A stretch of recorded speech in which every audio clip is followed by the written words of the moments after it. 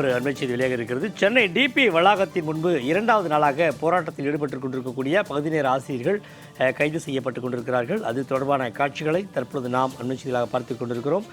போராட்டத்தில் ஈடுபட்ட பகுதி நேர ஆசிரியர்களை காவல்துறையினர் குண்டுக்கட்டாக கைது செய்து பேருந்தில் ஏற்றுகிறார்கள். இது தொடர்பான காட்சிகளையும் தற்பொழுது நாம் பார்த்து கொண்டிருக்கிறோம். பணி நிரந்தரம் உள்ளிட்ட முக்கிய கோரிக்கைகளை வலியுறுத்தி போராட்டத்தில் ஈடுபட்டுக் கொண்டிருக்கக்கூடிய பகுதி நேர ஆசிரியர்களை காவல்துறையினர் குண்டுக்கட்டாக கைது செய்து கொண்டிருக்கிறார்கள். இது தொடர்பான கூடுதல் விவரங்களை தெரிவிக்கிறார் நமது செய்தியாளர் லாவண்யா. லாவண்யா, போராட்டத்தில் ஈடுபட்டுள்ள பகுதி நேர ஆசிரியர்கள் கைது செய்யப்பட்டுக் கொண்டிருக்கிறார்கள். கூடுதல் விவரங்களை பதிவிடுங்க. வணக்கம் சண்முகவேல். சென்னை டிபிஐ வளாகத்தின் அருகே போராட்டத்தில் ஈடுபட்டிருந்த பகுதி நேர ஆசிரியர்கள் காவல்துறையினரால் கைது செய்யப்பட்டு கொண்டிருக்கிறார்கள். கடந்த சட்டமன்ற தேர்தல், அதாவது 2021 சட்டமன்ற தேர்தலின் பொழுது திமுக தனது 181வது தேர்தல் வாக்குறுதியாக பகுதி நேர ஆசிரியர்களை பணி நிரந்தரம் செய்வோம் என வாக்குறுதி அளித்தனர்.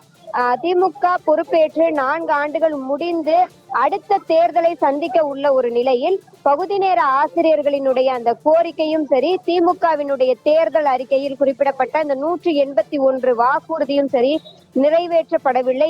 ஏன் இந்த காலதாமதம்? தொடர்ந்து பகுதி நேர ஆசிரியர்கள் 12,000க்கும் மேற்பட்டோர் மிகவும் சொற்ப சம்பளத்தில் வேலை பார்த்து கொண்டிருக்கிறோம். ஓவியம், தையல், கணினி, அதே போல உடற்கல்வி என்று பல்வேறு தனித்திறன்களை வளர்க்கக்கூடிய மாணவர்களினுடைய அந்த திறமைகளை வெளிக்கொண்டு வரக்கூடிய பல்வேறு துறைகளில் நாங்கள் வேலை செய்து கொண்டிருக்கிறோம். ஆனால் திமுக சொல்லியது போல் அந்த வாக்குறுதியை நிறைவேற்றவில்லை என்று தொடர்ந்து போராட்டத்தில் ஈடுபட்டு கொண்டிருக்கிறார்கள். பகுதி நேர ஆசிரியர்களை பொறுத்தவரை பல கட்ட போராட்டங்களில் ஈடுபட்டு கொண்டிருக்கிறார்கள். ஒவ்வொரு மாவட்டத்திலும் சரி, அதே போல குழுவாக சேர்ந்து சென்னையை நோக்கி படையெடுத்து 10 நாட்களுக்கும் மேலாக டிபிஐ வளாகத்திற்கு அருகே அமர்ந்து கொண்டு தொடர்ந்து போராட்டத்தில் ஈடுபடக்கூடிய அந்த காட்சிகளை எல்லாம் நாம் பதிவு செய்திருக்கிறோம். அந்த வகையிலே 2வது நாளாக இன்று டிபிஐ வளாகத்தில் தொடர்ந்து போராட்டத்தில் ஈடுபட்டு கொண்டிருக்கிறார்கள். பெரும்பாலான பெண் ஆசிரியர்கள் இந்த போராட்டத்தில் பங்கேற்றுள்ளனர். காவல்துறையினரே கட்டவிழ்த்திருக்கிறது திமுக அரசு. அவர்களை குண்டு கட்டாக தூக்கி கொண்டு காவல்துறையினர் பேருந்துகளில் ஏற்றி கைது செய்து வருகிறார்கள்.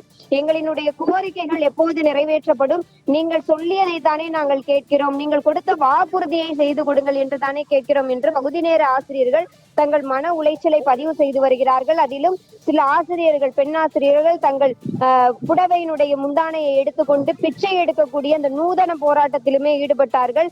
வாக்குறுதி 181 பிச்சையாக கொடுங்கள் என்று கூறி மிகவும் ஒரு மன உளைச்சலுக்கு ஆளாகி அந்த உச்சகட்டத்தினுடைய வெளிப்பாடாக அந்த போராட்டத்தை அவர்கள் மேற்கொண்டார்கள்.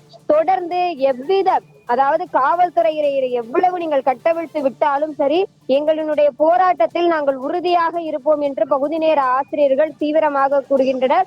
அதிலும் குறிப்பாக படிப்படியாக அடுத்த கட்ட தீவிர போராட்டங்களை மேற்கொள்ள போவதாகவும் பகுதி நேர ஆசிரியர்கள் கூறுகின்றனர். சென்னை நுங்கம்பாக்கம் பகுதியை மட்டுமல்லாமல் சென்னையினுடைய பல்வேறு பகுதிகளிலும் போராட்டங்கள் வெடித்திருக்கிறது.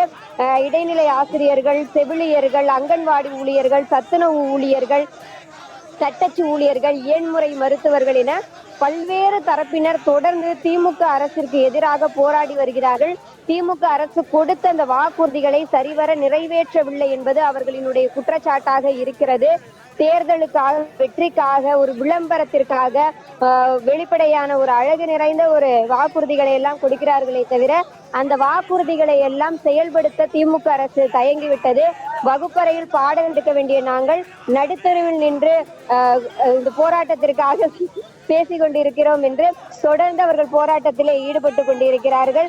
பகுதி நேர ஆசிரியர்களை தொடர்ந்து காவல்துறையினர் கைது செய்து வருகின்றனர். கூடுதல் விவரங்களை வழங்கியமைக்கு நன்றி லாவண்யா.